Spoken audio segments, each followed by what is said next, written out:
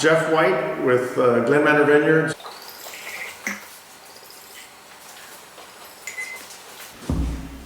So this is a Cabernet Sauvignon based blend. It's like 63, 65% Cabernet Sauvignon, followed by some Merlot, and then finally some Petit Verdot. So a little bigger wine, a little more structure, a little more ageability on this wine than our St. Ruth, which is our Merlot based blend. Well, Hodder Hill is a name that I gave my entire vineyard. My grandfather, his middle name, and he gave me permission to grow a little vineyard in the middle of his cow pasture back in 1995, and taught me a lot of life lessons, so I wanted to honor him with the name of my vineyard. But this is our flagship, if you will, red wine. Every year when we start conducting blending trials, we start with the Hodder Hill.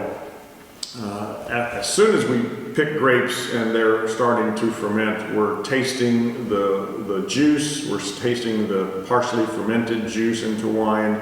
Eventually we're tasting the wines in these fermentation bins weekly or excuse me, daily. And eventually they're pressed off, they go into barrel, and at that point we're still tasting them about every week.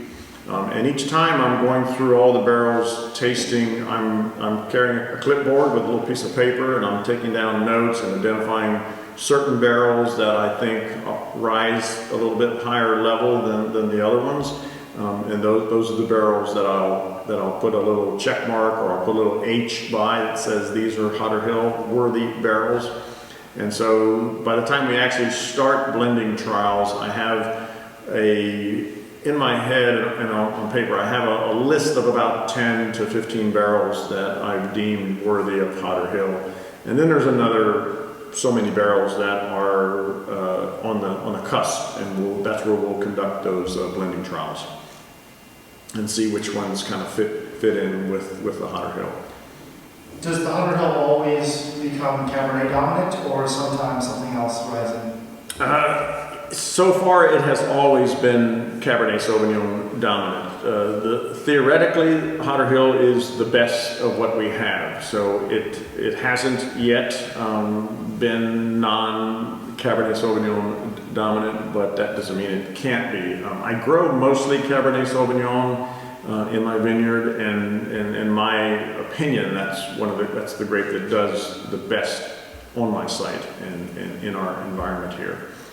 But theoretically, I could have one barrel of Petit Verdot that rose to the level of being just not out of this world, and we could bottle 100% Petit Verdot, and I'd call it Hodder Hill.